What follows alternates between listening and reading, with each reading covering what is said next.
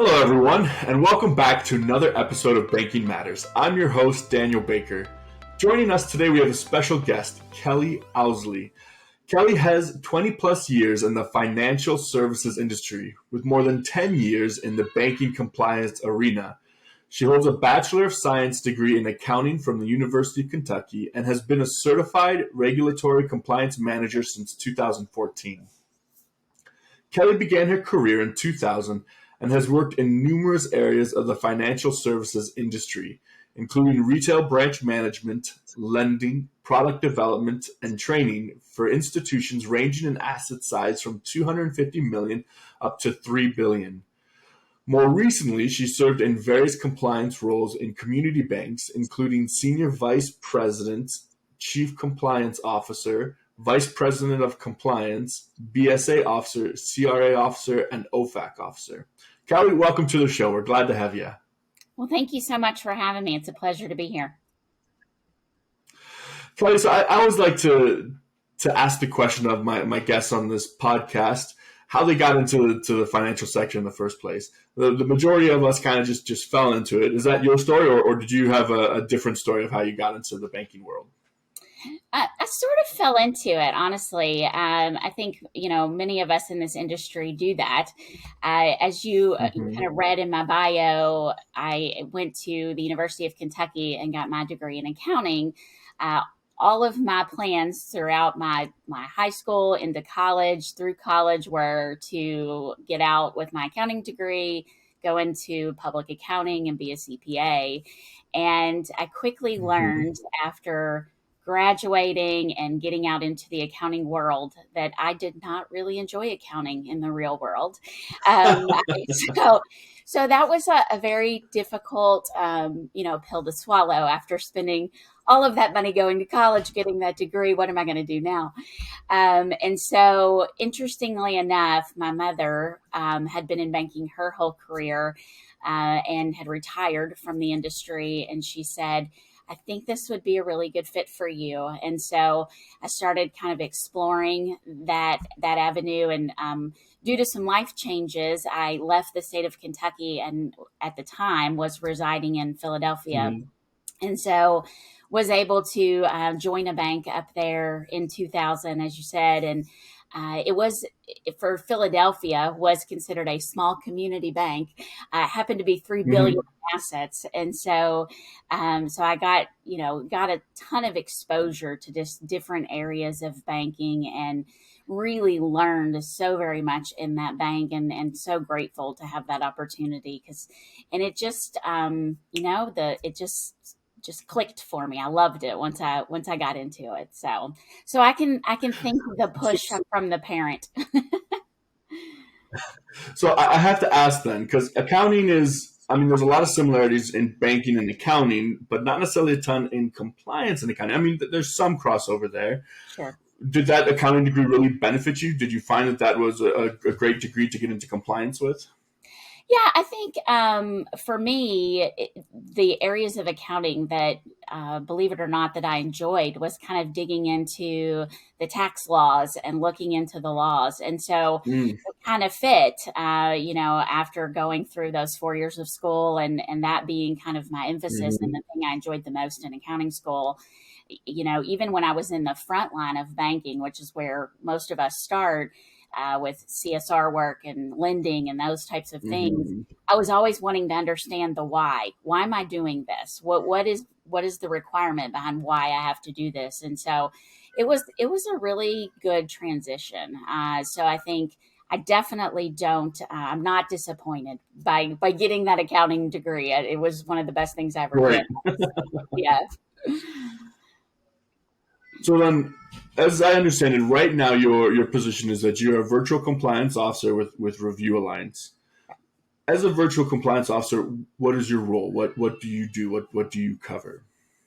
So as a virtual compliance officer, we basically serve as a compliance officer for different banks and primarily smaller community banks. But we serve from afar. So we are virtual. We are, in our home offices and assist really the bank in any kind of compliance work that needs to be done for them. So, it could be a position where we're assisting them just temporarily. Maybe they don't have a compliance officer for a period of time and they need us to step in and kind of fill that role for them for a period of time. It could be that they do have a compliance officer and they just need additional assistance with monitoring and risk assessments and, those types of things. So, really, as a virtual compliance officer, we can wear many hats. One of the probably best things we do as a VCO is one, just getting to know the bank, getting to understand their needs when we first come in and do their implementation calls, getting to know them. And then we kind of plan around, what this bank is all about, what their products are, what their services are that they offer, Hmm. what their risk appetite is, and manage, we kind of we're specializing for them. And so every bank is a little bit different. We're assigned multiple banks. And so, every bank's a little bit different in what their needs are. And so that's kind of what we do on a daily basis. My days are filled with monitoring and helping them prepare for audits and exams and things of that nature. So I'd love to come back to the helping prepare for audits and exams here in just a little bit. But when you say you sign multiple banks, how many banks are you usually managing at any given moment? I started out with four banks, ranging in asset size from about 350 million, 400 million, all the way up to about a $2.5 billion bank is kind of where my Hmm. asset size are with my banks. And so typically a VCO will have anywhere from 4 to 5 banks that we're managing at one time. So it's very busy. A Yeah, lot of no. you got to be able to pivot quickly. So really, your day is just filled with going from kind of bank to bank, managing the needs and expectations, as well as managing the projects of each bank as you work through. Would you say that that's the fair assessment? Absolutely. Yes. I think, when you first get into meeting your bank, this bank you've been assigned as a VCO, we spend some time with implementation calls. And then on those, we're kind of Hmm. assessing where they are, what their needs are, and diving into some transactional testing to understand, where their risk lies. And then we complete a very thorough risk assessment, risk analysis to understand where their risks are. And then we're able to develop for them a monitoring schedule. And so that monitoring Hmm. schedule may be something like we're going to do quarterly lending reviews where we're going in and transaction testing their loan portfolio for the prior quarter. So we'll do that quarterly. We may do semi-annual deposit reviews. Obviously, deposit regulations don't change quite as often, and so we may just do those Hmm. semi-annually, depending on the risk.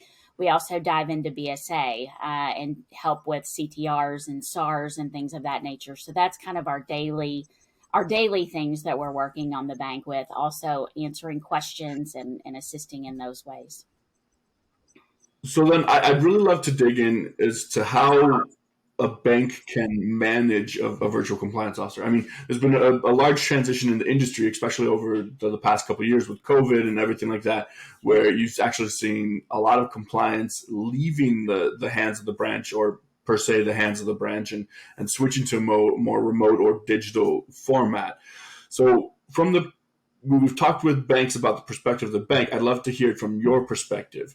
When it comes to, let's take preparing for an exam, how does that project management look from start to finish? So the bank needs to, I'm assuming, communicate with you about the project, and then you establish timelines. Talk to me about the development of this project, like from a VCO perspective or a virtual compliance officer perspective.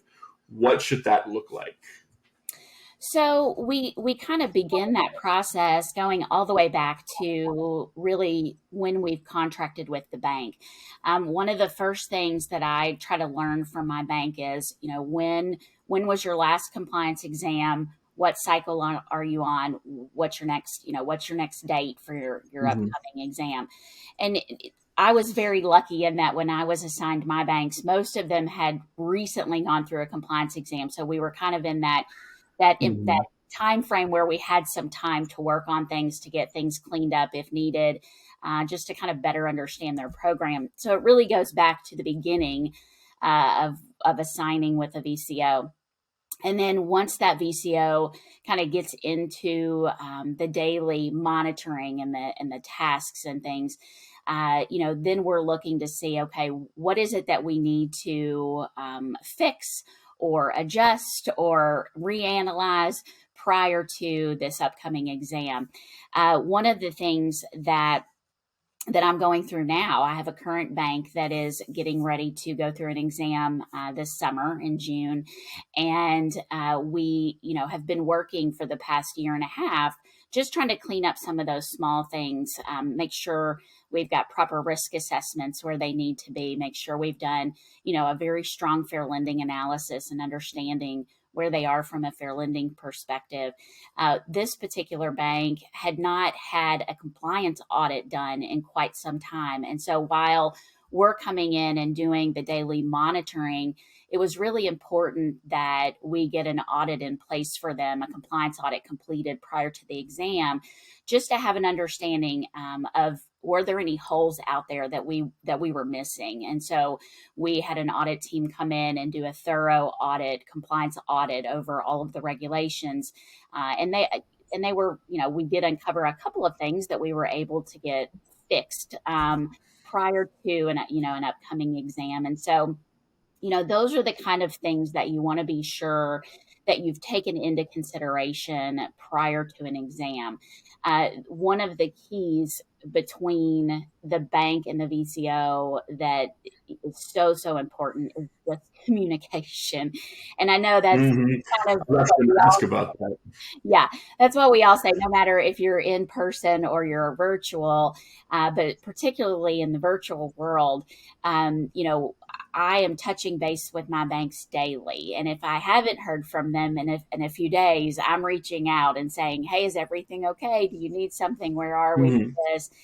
So it's so important. And we stress that during implementation calls is communication is absolutely key, particularly as you're working toward preparing for an exam. That's really the key element there. So I do have a question about that communication. When it comes to communicating with the bank, do you have a designated party that you communicate with that's your point of contact at that bank, or do you work with a group of individuals there? How does that look like? So it really depends on the bank. If there is a compliance officer in the bank and we're just coming in to assist, then typically all communication will flow through that compliance officer or that compliance Mm-hmm. department. I have one particular bank that doesn't have a compliance officer. I'm kind of filling that role for them. However, because there's not a designated compliance officer, we've of course developed a compliance committee, and in that case, I'm dealing. The compliance committee is made up of different heads of the business units within that bank, and so on a daily basis, rather than dealing with one individual, I'm dealing with four individuals. The different business units in that particular bank. And so it really just depends on the bank itself and how they're structured. But if they do have a compliance officer, that's typically the one that I'm communicating with the most.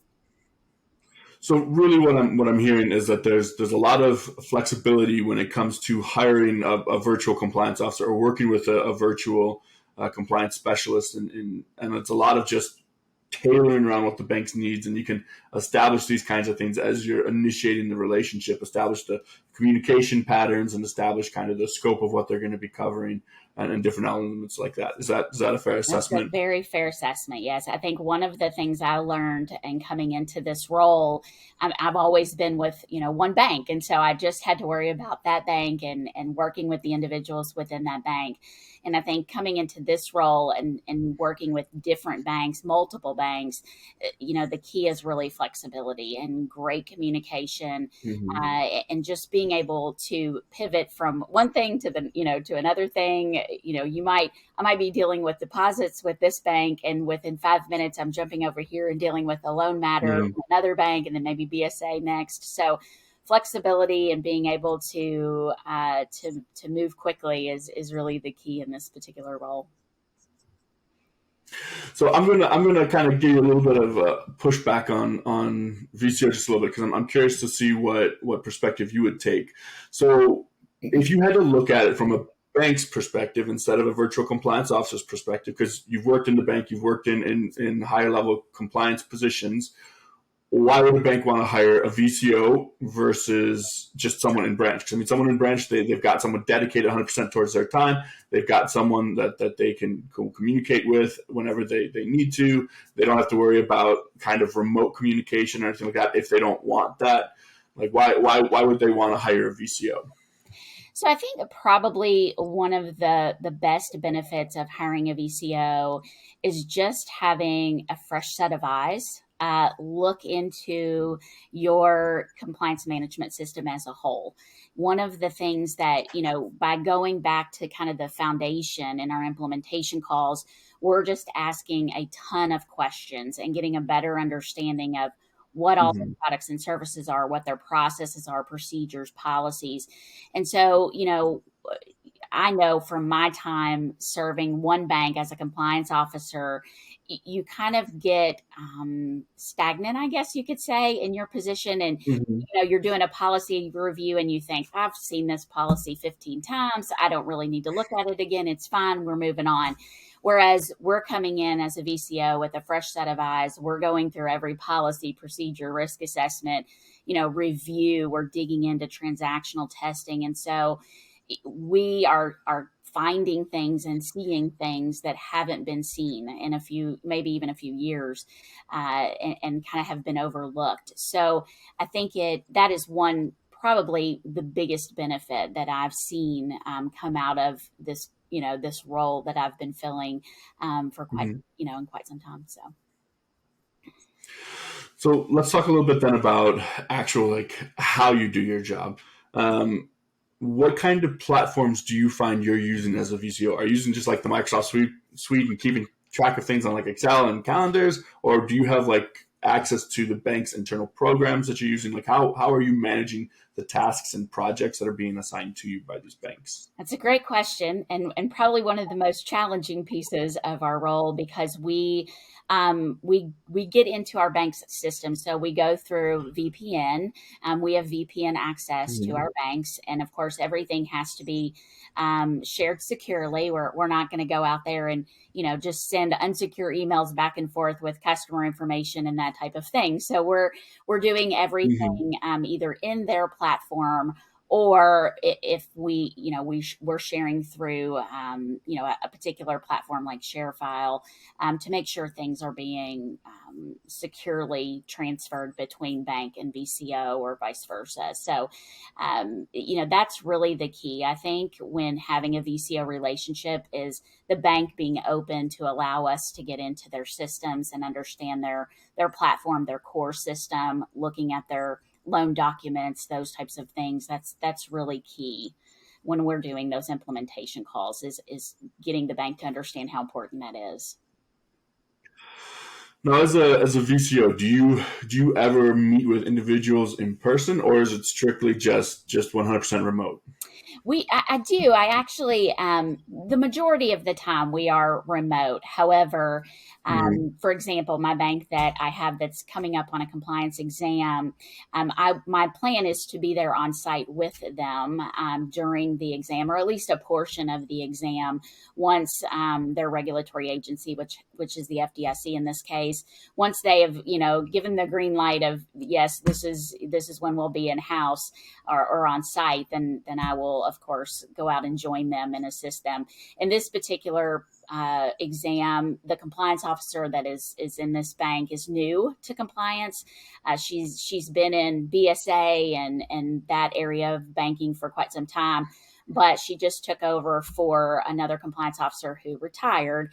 And so this is her first exam that she's going through. And so it's Mhm. important that as a VCO with multiple exams under my belt, that I'm able to go in and assist and just kind of answer questions and help. If something is found during the exam, help her to understand what the process is of looking at the citations, looking at the regulation, trying to get the examiner to explain to us why it's an issue, if in fact it is, and those types of things. So we do get an opportunity to, to visit with our banks. I believe that we are contracted to visit them at least twice. But if they want to bring us into the bank more than that, they're welcome to do so. So we do have the ability to travel to them as needed. Perfect. That's fantastic. I actually didn't know that. Yeah. That's a great feature. So I wanted to give you opportunity. We are running a little bit out of time, and I like to give all my guests this chance. If you could give one piece of advice to banks today, be it from your experience or from your current position, what is that piece of advice you'd extend to financial institutions? Oh gosh, great question.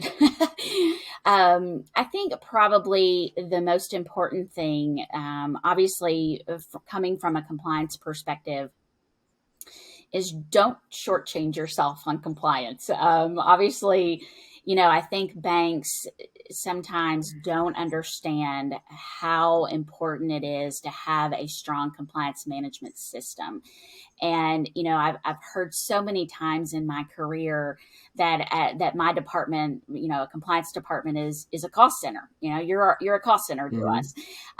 And my kind of response to that always is, well, I'm much cheaper than that check you may have to write after that exam. Mm-hmm. So I think that as a bank, you've got to look at your compliance area of the bank as the risk manager, and put the resources needed into compliance to help you run a very clean program. And so that's my piece of advice. I think in addition to that, kind of to supplement that, stay on top of news that's happening in the compliance world. Mm-hmm. I think one of the things I can say I've learned the most from throughout my career are enforcement actions that have come out. So when you get your daily compliance update, wherever that may be coming from, pay attention to those enforcement actions, because we tend to get, I don't want to say it's new regulation, but we kind of can get an idea of where regulators are headed by some of these enforcement actions that are coming out. So stay atop of those for sure. That's a very good point. I can't say that I've necessarily focused too much on the enforcement actions, but that's a very good point. That's really how the regulators make their opinions heard. Yeah. Well, Kelly, I really appreciate you joining us for today's episode. It's refreshing to hear how banks should be managing kind of a virtual or remote compliance officer from the perspective of a virtual or remote compliance officer versus just from the perspective of a bank. So thank you very much for bringing that today. Absolutely. It was a pleasure to be here and to talk with you today. For the rest of our listeners, we appreciate you listening in, and that's Banking Matters.